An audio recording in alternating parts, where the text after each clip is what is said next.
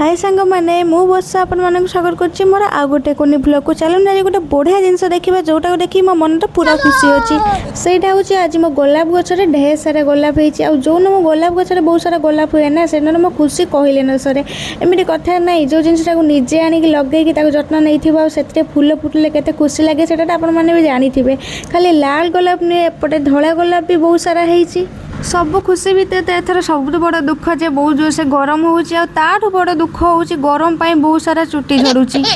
से दुख रू टे बचाई मु डाल पत्र सब आनी मुंड लगाऊँ देखा जाऊ केते दूर काम करुँची आउ पेस्ट रे अच्छी लिंब पत्र सहित मंदार फूलर पत्र आउ आलोवेरा देखा जाऊ एटा केते दूर काम कर मत टे रेजल्ट मिलूँ गरम पाई बहुत जनकर झाड़े स्काल्प इचिंग हुए और मोर भी हुए से पेस्टा को लगाऊँ और दि चार थर लगे सारा बहुत सारा इचिंग कमी जाइए आपण मैंने भी लगे ट्राए करेंगे और लगे सारा 10 मिनट ये भूत बनी बुलिया पड़ो छाड़